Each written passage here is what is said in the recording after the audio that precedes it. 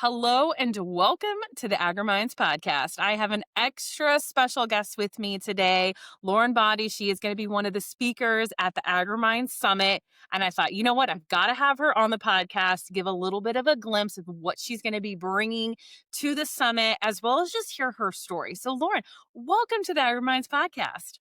Thank you for having me. I'm so excited to be here. Yes, me too. If people have never met you, they don't follow you online, they've never even heard of you before, can you give a little bit of background? Who are you? Where are you from? What do you do? I'm Lauren Bondy. I am a rural mom of three daughters. I live in Missouri on our small family farm with my husband, Josh. We have been married for 13 years. He is also an FFA instructor and agriculture teacher. So ag is definitely deeply rooted in our family. We show sheep. That is something new for me. I never grew up in 4-H, but we have fully dived into that world.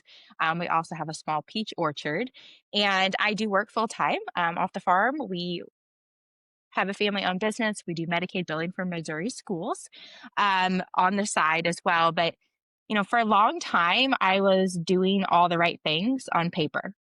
I had the good life. I had the loving, supportive husband. I have three beautiful, healthy daughters. They are aged 12, 9, and 4 right now. So definitely keep us busy. And I had work I was really, really grateful for. But internally, I was constantly chasing this belief that I had to earn my worth by doing more, by holding everything together, and by asking for very little of myself. And that belief showed up everywhere in my self talk, in how hard I pushed, and in how often I told myself I should just be grateful for what I had and not want anything more. A few years ago, and this is kind of where Kacee and I started connecting, I had the really honest realization that I wasn't burnt out because I was doing too much. I was burnt out because I was trying to prove something that was never meant to be proved. And that shift has changed how I lead, how I parent, how I show up. And it eventually led me to the work that I now get to do today as a community builder, a speaker, and a leadership mentor for individuals in agriculture, but particularly women over the last 7 years. Wow. Something you just said gave me chills around like, I'm not burnt out because I'm doing too much. I'm burnt out because maybe I'm chasing something that I shouldn't be chasing. And I think the majority of that comes around like just proving something, whether it's to yourself or to your family or to your community or to your boss, whatever it is. And so that's why I'm really excited for the workshop that you're going to be doing at the summit. Will you give people a little bit of a glimpse as to what you're going to be talking about at the summit? And then we can kind of just dive into like why this whole thing is even important to you. Yeah, absolutely. So I am really excited to bring one of my keynotes to the summit, as well as, again, like Kacee said, workshopping with you guys. This is not going to be a me up there talking. This is very hands on. I love everything Casey's creating with AgriMinds because it's truly with that in mind, right? So we're going to be talking about being already worthy, and really my whole platform and my experience in life has led from, worth is not the finish line, it's a starting line. So we're really going to unpack a lot of those things that we've been taught and raised, especially in the agriculture industry, that you have to earn your worth and your productivity results in your worth.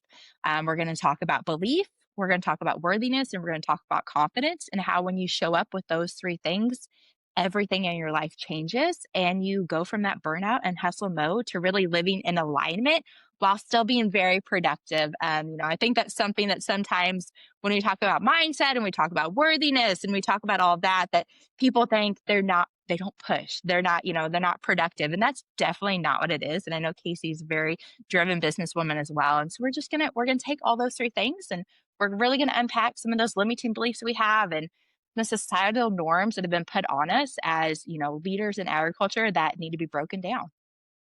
Oh, that's so good. And I know that, Lauren, a lot of the people that you work with are women and primarily probably moms or working parents, right? But the Yes. audience at the summit is going to be both men and women. We've got farmers, ranchers, business owners, managers, CEOs, as well as some entry level positions. I mean, we've got some people that are just starting their careers. And the stuff that you're talking about is applicable to everybody. But I would love to hear a little bit more about your story. And then also, if we could tap into why this is important for everybody, because I think, and maybe this is just an assumption I have, but I'd love to hear your take too. When we start talking about worthiness or we start talking about belief in ourselves, I feel like that's a feminine conversation, right? Like, I feel like most men probably aren't like, yeah, I want to go to a worthy workshop, or like, I want to listen in on somebody talking about like believing in myself. I know for a fact that men think it, because I have a lot of one-on-one coaching clients who are manly men who are like, I'm having low self-confidence. I feel like I'm an imposter. I'm not showing up fully, but they don't know how to, one, verbalize it.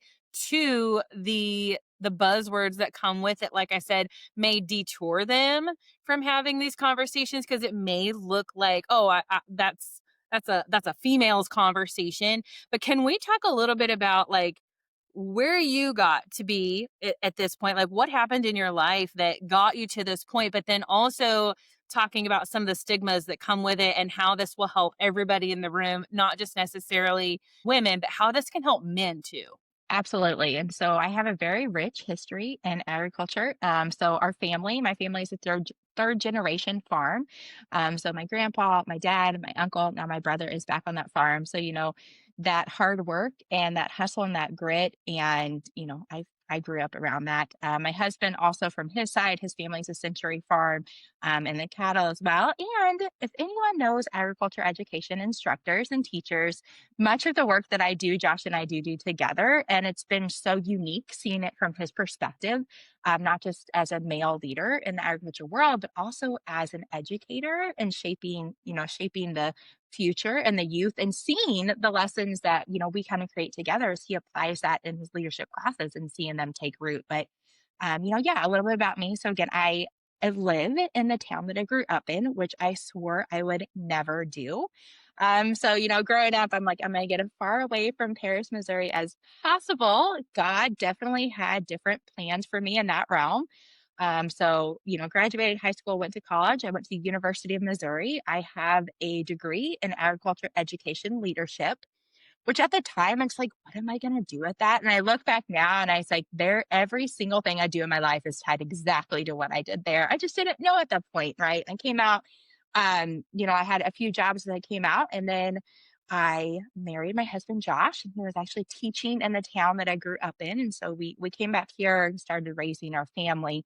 I got married at 21. I was very young. I graduated college in 3 years because I was like, I'm gonna do the things. I am going to get the straight A's. I'm going to graduate it with honors. I'm going to get done as early as can, because at that point I was very one-minded that I want to get married, have babies, and have the life. And we did that. I got married. My husband was pushing really hard in his career. They were doing some amazing things at the chapter. I came back. I started my job, and we had 2 kids in 3.5 years. And there was one particular moment. I had Adeline was 2.5, was almost 3, I guess was almost 3, because this was in October. And Harper, my middle, was 6 months old. And I had family photos taken. And it was the first time we'd ever had photos taken on our land. And it was a pond bank, and their pasture was behind it. At this point, we didn't have any sheep, but it was there. And I got those pictures back. And when I looked at that photo from the outside, it looked perfect. And I broke down, because what I saw in those photos was a mom who was depressed and she was anxious. She was chasing everyone else's version of success. I didn't have the confidence in myself to even know what I wanted to do, where I wanted to go. I had the life, and why wasn't I grateful for that? Why wasn't I just over thrilled? And that was probably the first moment that kind of light bulb went off, and like, it doesn't have to be this way. And even though, and I felt alone for a long time, there has to be other people feeling like this. There has to be other women and leaders in rural America who are like, I did the things. I checked all the boxes and I got here, and it doesn't feel like where I'm supposed to be. And that moment, sent me on one of my first journeys of believing I was worthy of more. And that really catapulted, that was almost 8 years ago. It kind of catapulted my entire journey and led me down the road that I'm at now and to help others unveil that, you're not ungrateful. You're not, so often in rural America, where, if we go against the norms, that's kind of looked down on. And nothing's wrong with you. You're not broken. You're not behind. You are becoming and you're learning. And I feel as I parent my daughters, I'm learning to reparent myself. And, it's a journey. And they say, I look at my oldest, Adeline, and she's very much a rule follower. She wants to do everything right. And when I started seeing those tendencies pop up, and I know Casey's a mom too, you kind of like, it reflects back on you and makes you do some inner work. And that's really when it was like, ooh, okay, God, I see what we're doing here. And it's time to course correct. I think we've all been there at some point where we've like, I know for me, I've taken family pictures and I look at myself and I crop out as much as I can, or I stand behind my kid because I don't love the way that I'm showing up in these pictures physically. And I know that that's something I struggle with all the time. But same thing mentally. And I love how you're like, I didn't like who I was showing up mentally either. And when you get that mirror image from your children of like, man, I hate to even admit this on the podcast, but I think that my audience knows like I will be vulnerable and share stuff and it's out there for the world to hear. But here we are. There are things that my children do that I'm like, oh, they learned that from me.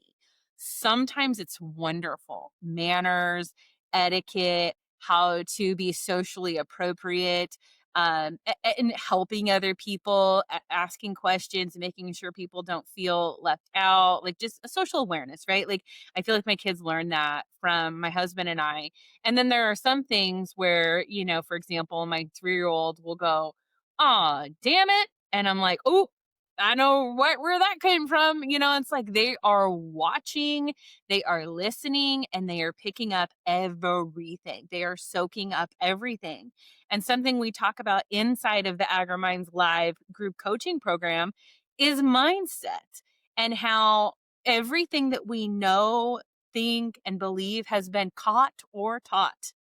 And so we've learned from our environment, whether that was from our parents or our siblings or coworkers or, anybody in society. Now social media is the big influence on that. But I think, something you mentioned about like your husband, like we're shaping the next generation.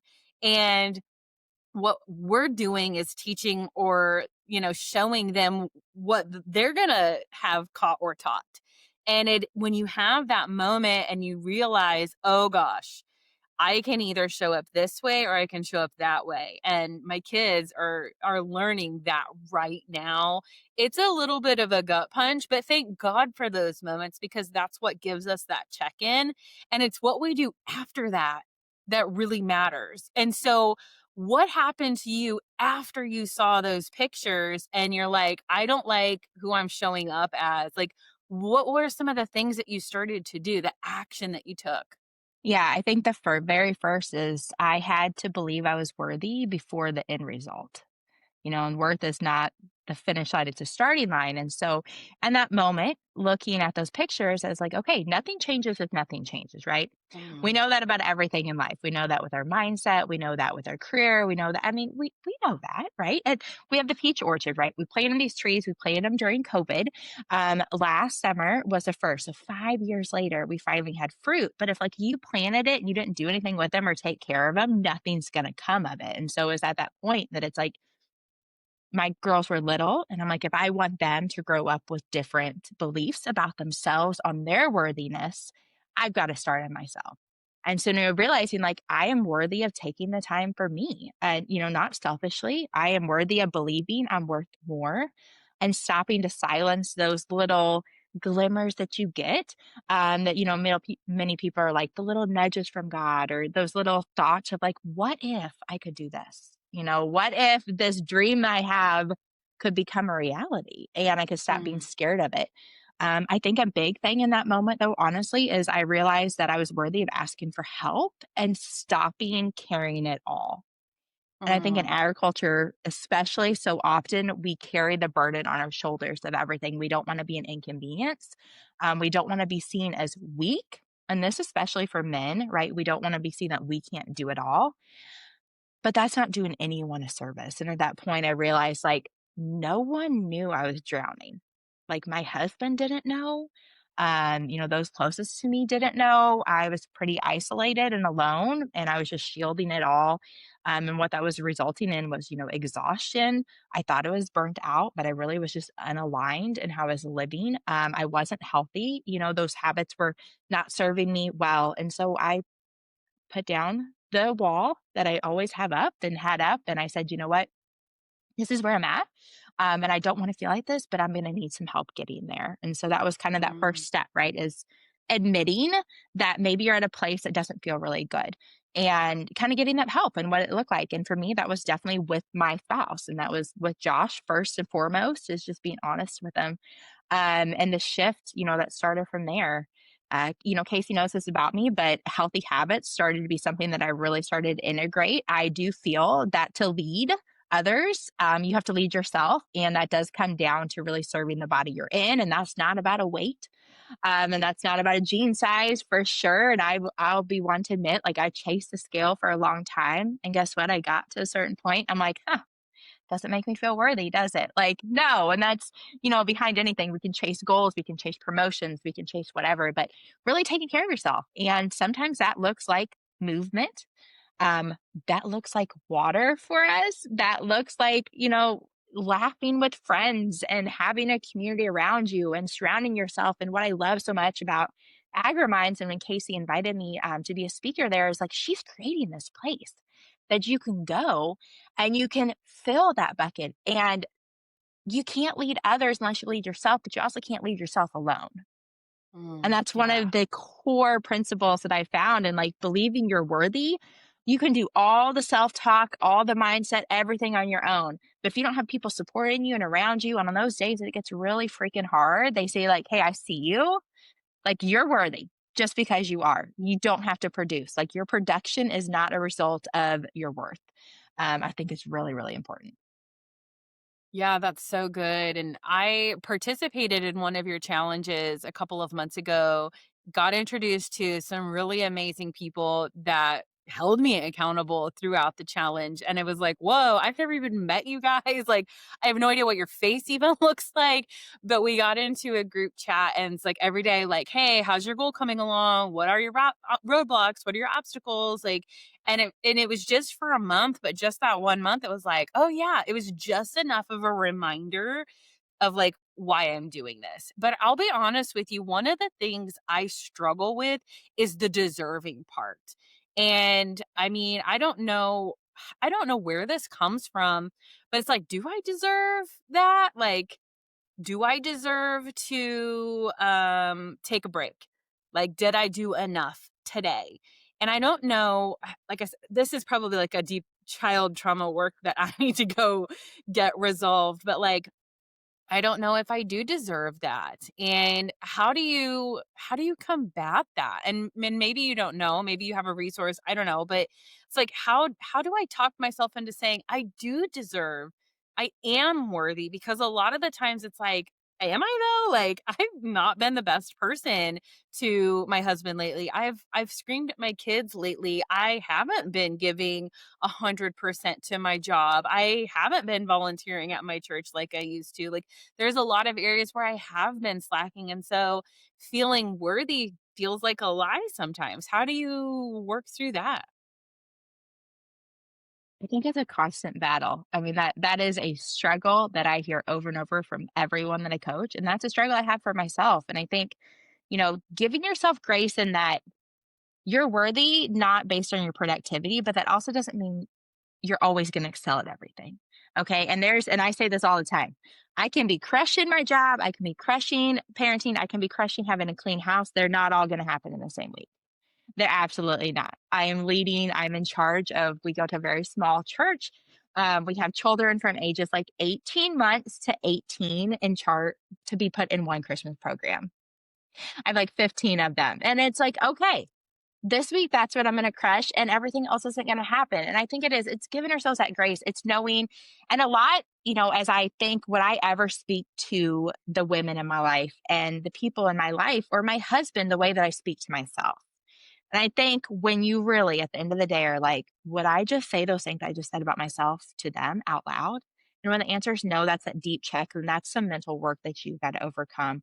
And I'm a full believer in word before world. I start every day with scripture, and just rooting in that because there for a long time I was having a really hard time finding my worth that wasn't through productivity. And it's been a switch. It's a switch that society doesn't tell us to slow down and to honor the things that are not productive. But when we start to do that, we start to see the things that we're actually excelling in. Yeah. If you make a list, of the things that you did today, like guess what? Some days, if you just survive, that makes you worthy, and you have to know that.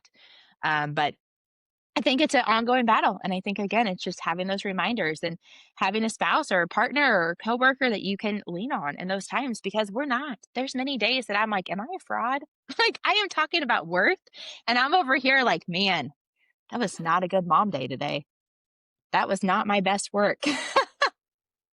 Yeah, the mom guilt there. I mean, and I think you've touched on something here, like this little faith talk moment where it's like, is it biblical? And so I am a Christian. I have dedicated my life. I've been baptized, all the things, but I think I still do struggle with like, I am a sinner. Am I actually worthy of this? And he says that I am. He's already paid the price and I have to remember that, but gosh, that is the hardest thing of my life is just remembering like he already paid the price for us.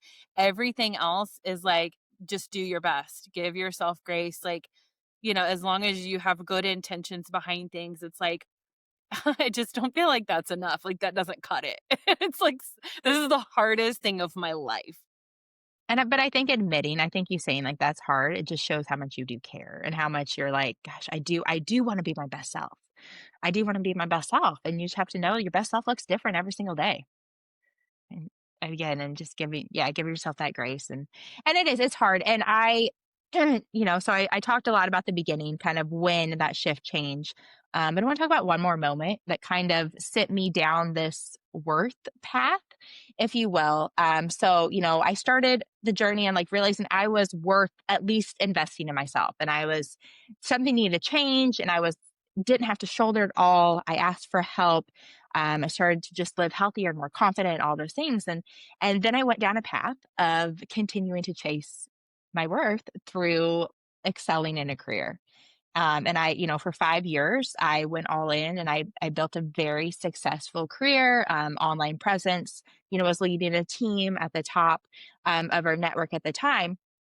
And, last year, God took that all away and it came down in a shift. But before that, it was about 6 months before it kind of all ended. I had earned a spot in a very highly coveted retreat, a leader retreat with the company.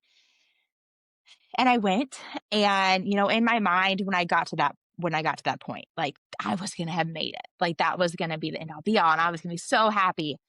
And I'll never forget sitting in the Orlando airport.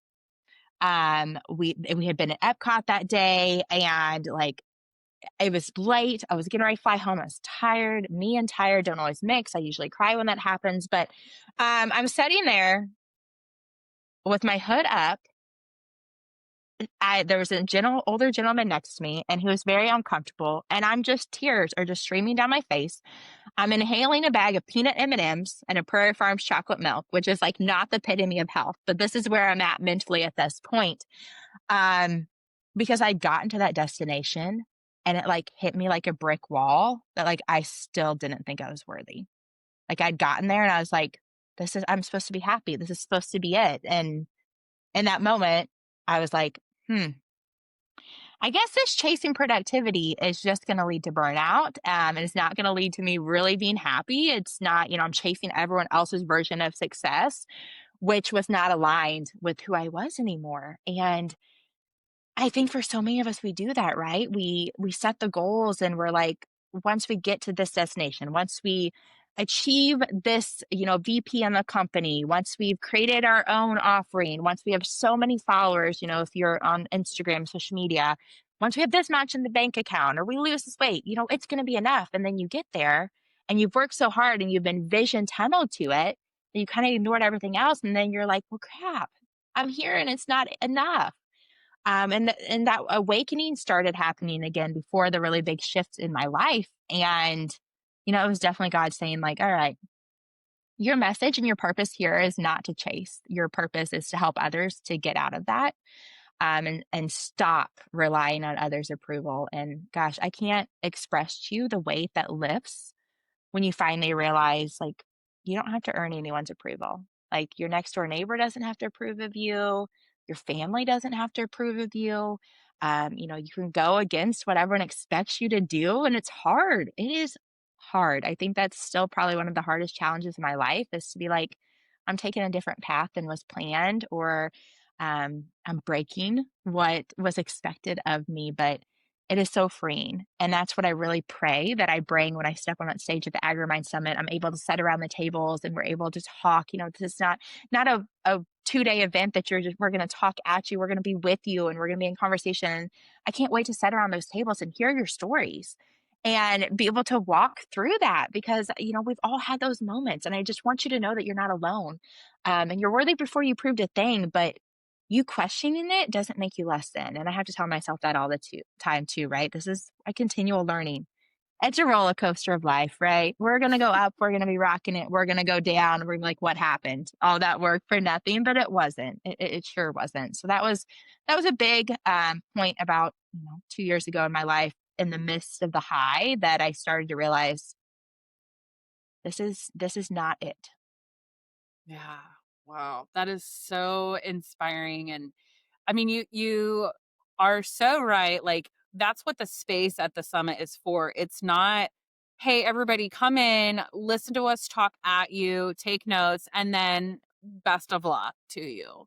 Yeah. We have a lot of scheduled time to get real, right? Like, so not only are we going to be having each speaker go up and do like a keynote workshop style thing. I mean, it's going to be different for every speaker. Um, but you guys will have time to get up there and convey your message, learn a little, do a little. But then there's also going to be a panel later on where it's just, I think, is it like an hour and a half, I think, of where it's just like open conversation. And that's why I've made it a cap at 50 people, because I don't want it to be this giant room where nobody gets to say anything. Like, I feel like that's just enough people to have really good conversation, but it's also just enough people where if you don't feel comfortable having a light on you, you can still kind of like fall back into the crowd if you need to. I get it. This is brand new stuff for a lot of people. Like, these types of conversations, it may be the very first time you've ever stepped into a conversation like this before. And so I understand how emotional, how vulnerable, how awkward and embarrassing, and just all the things it can be. And that's why I say, like, there's going to be time and there's space for you to step away. If you need to go outside and go for a walk, there is a place for you to do that. If you want to go sit around a fire and rock in a rocking chair outside, you can go do that. If you want to come inside and network and meet everybody there, you can do that too. I mean, it's truly a really flexible event. But that's why I like it. There's not jam packed speaker after speaker after speaker. It is truly a space for you to come in, hear the message, process it, do something with that right then and there if you want to. And then if you want to go even deeper and raise your hand and say, hey, here's something personal I'm going through, there's a chance to ask those types of questions during the panel. And then also, every speaker will be there throughout the entire event. So if you need to have a one off conversation with Lauren and be like, but here's my unique story, then go off into a corner and have that unique story with Lauren. And, she's got a community outside of the AgriMind Summit that you can plug at the end, where it's just like, this is everything for the Made for More community, right? Like, I truly encourage people to find those groups because like I tell people all the time that I coach, I also have a coach. Like coaches need coaches. Everybody needs somebody to also be in their corner.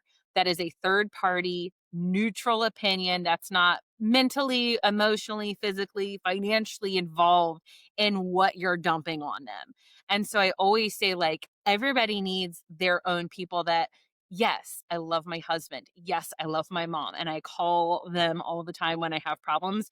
But sometimes I do get influenced by them in ways that were biased. And I don't want that. I don't want you to influence me because of your experience or because you see a perspective. Like I need a true outsider to maybe not know my demons, right? Like not know my past and Yes. see me for who I am today and where I want to go. And so that's what the summit is about, is like truly looking at where you are now. Yes, considering what you've gone through, but where are you at now and where do you want to go with this?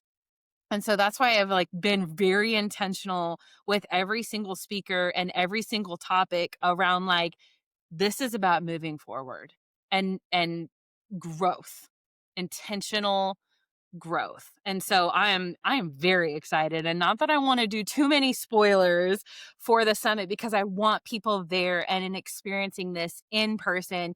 But is there anything else that you want to share about the takeaway, what maybe a key tip or resource that you're planning on sharing with people at the summit?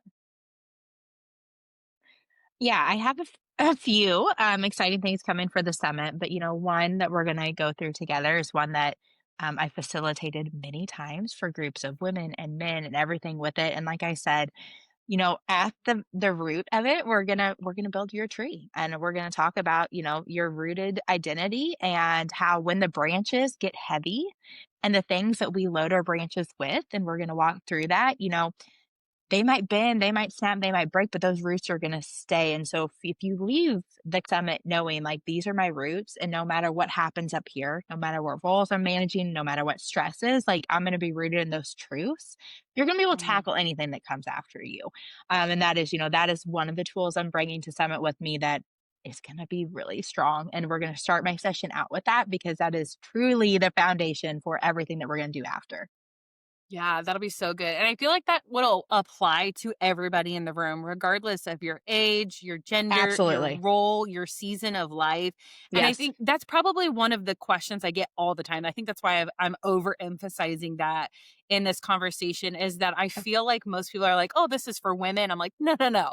Majority of the No. attendees are going to be men. And the majority of these people are, I would say, late 30s to early 40s if I were to like average, but we've got 24 to early 60s coming, both men and women all over the United States.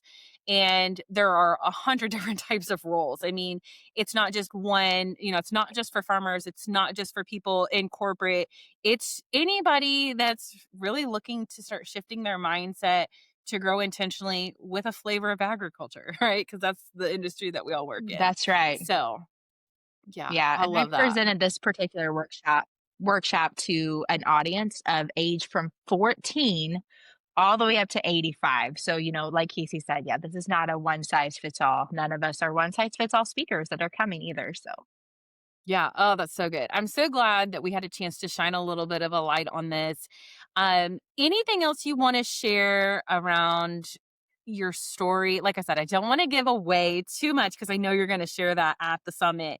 But is there anything else that you want to share or leave with people who are listening to this episode around like just feeling worthy, believing in themselves? Where can they start if they can't make it to the summit? Is there something that you can leave with them? yeah, I think Casey's got some great podcasts, out there. Make sure you're following her. You're obviously listening along. I'm always going to go back to my life really started to change when I started diving word before world and starting every day with scripture. That for me has been huge. And I want to say, I know it's hard to think that you are worthy and deserving of taking the time and making the investment and showing up in rooms. Like Casey said, as leaders and as mentors, we also have leaders and mentors leading us. But this is a space created for that. And I know even if you can't, get there in person, really finding someone that is at that next level. And I say next level, and I say that not meaning above you, but as someone who's maybe walked through the trials that you're in right now and that you see as a leader and reaching out to them. That's one thing I love so much about this industry, and Kacee particularly, is there's no secret guarding, right? There's no gatekeeping here. We really want everyone to win and succeed. And so, really starting there and finding those people that you can relate to. But you are worthy of taking the time and you are deserving of going and filling your cup so that not for yourself and like stop thinking about it selfishly, right? When I had to start my journey, it's like, this isn't for me, this is for everyone around me. And if you're a leader in the agriculture world, you're going to go back and be able to lead your teams better, your family better, and yourself better by saying yes and coming to the AgriMind Summit this March. I did not pay her to say that, I swear. But She Lauren did is not at all. None. that was so good. I want you to tell people about your community. Do you mind doing a little bit of a shameless Yeah, plug here? absolutely. I sure would. So yes, I lead what is called the Made for More community. And today I actually launched what is called the collective as well, which is kind of that next level step. But the Made for More community is, as the AgriMind Summit is for all, Made for More community is for women. And this is the place for rural rooted women and moms to go to be supported every single day and to start creating that foundation of healthy habits for themselves. This is really that ground level work, right? You're coming in, you're being equipped with feeling confident and making some changes for yourself and for your family. And then the collective, which I just launched, I opened today for waitlist members, and it will launch in January. But it is a 6 month small group mentorship opportunity for rural rooted women who are feeling that pull for more. Maybe not sure how to get there. Maybe you've built the vision board, and every single year you make the pretty board. By February, your kids have been sick. You've taken off work 3 days. You're like, I don't even know what's upside down. I haven't washed my hair. And that board slowly shifts to the back of your closet, and you get to the end of the year and you're at December and nothing got accomplished.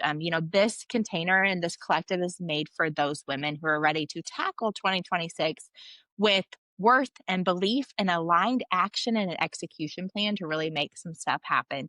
And that is launching, and that is very small for only 10 women, but there's always a place to start. And so, the community is a very low level entry to get in, commit. I love Kacee came in for a month. It's a come as you are, come for when you need it to be supported and come out. But again, women from, gosh, I don't even know. I think we're like 30 plus states in that community right now, many from the Midwest. And, we do live meetups as well. So that's a space if you're looking to be supported, you're kind of needing some of those rhythms into your life. I would love to connect with you. You can follow me on social media. So Instagram is my most prevalent. It's Lauren J. Bondy. And then also laurenjbondy.com. And I'm sure Casey will put those in the show notes, but you can connect with me there as well and see all of the offerings. Yeah, thank you so much for plugging that because what I just experienced in the 1 month that I was there is how much encouragement there was. I don't know how you show up daily. I don't know how you get that much in your cup to be able to pour into that community, but it was truly uplifting. Like I said, I wanted to experience it for myself. And the fact that it's kind of like this come and go, start, stop, because that's the thing I think a lot of us struggle with, especially within ag, the seasonality that comes with it is like Yes. there are some seasons where it's so busy, I can't commit to another thing. But then for others, the season is so busy that they need that extra support, inspiration, encouragement. And so, whether it's the flip side for you, but the ability to shut it off and turn it back on when you need it is I think that flexibility is golden, and so I just wanna, like, give you a kudos for that because a lot of places are, Thank you. no, once you're in, you're committing for a minimum amount of months, So, and, once you exit, you'll never get this price back, and it's just like this fear-mongering, and it's like, I just want a community, and I don't want all the crap that comes yeah, along no, with it, like, like, yeah, why does the entry have to be so hard? Like, let me just come in, get what I need, and I think that's where a lot of people who do struggle with finding a community or finding support is like the barrier to entry is just such a Yes. challenge. And I think, same thing with like mental health. It's like somebody I was talking to the other day, they're like, yeah, I wanted to get in with this therapist, but it was like tons of paperwork. And then they had to wait to see if their insurance would cover it. He's like, I needed help that day. I don't want to wait for a month to get Yes. an appointment with you. He's like, I need help now. I need to talk to somebody today while it's relevant and fresh and while I'm willing to speak about it. Like those are the things that people need. And so I just commend you for the ease of entry there because a lot of the times when people say, I'm ready, you need to capture that now. And I did. When I created this community, it was like, I just didn't want anyone to feel alone. I was that mom and I was alone and I was lonely. And you're right. Like when you finally at 11 p.m. and are rocking your supposed to be like bed trained toddler again for the 100th night in a row, and you're like, I just need other women who get this, and you're ready. And so yes, again, that, like Kacee said, the community is a great place to start. It's really the foundation. And you can again find me on social media or my website, and all the information's there. I am always a DM away. I don't have any bots that do my social media. If someone replies, it's me. I'm not techie Yeah. enough to get all that set up. So Yeah. Well, I absolutely adore you. And I think I told you before we like officially connected, like I followed you on social media and I was like, there's something just warm and welcoming and open armed about Lauren. And I don't know what it is, but when you find people like that, get in there because like they're just rare, and I wanna commend you for that, and I see how authentic you are, and I see how you show up online of, like, some days you're rocking it, and then other days it's like, "My mindset is shit today, but I'm showing up anyway, and here's what I'm doing to overcome it.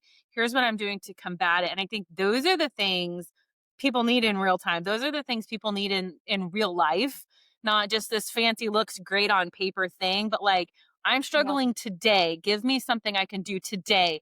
And you give those very practical resources in your stories and stuff. And so, even if yeah, even if you don't come to the summit, even if you don't join the community, at least follow Lauren because man, it's just nice to have a ray of positive sunshine and not just like drama and just toxic BS in your feed, and she's just one of those lights. So I highly encourage you to follow her. And yes, I will put all of the details in the show notes. But thank you again so much for coming onto the podcast. And I am so pumped to meet you and hug you in March in Ohio at the AgriMinds Summit, March 24th, 25th.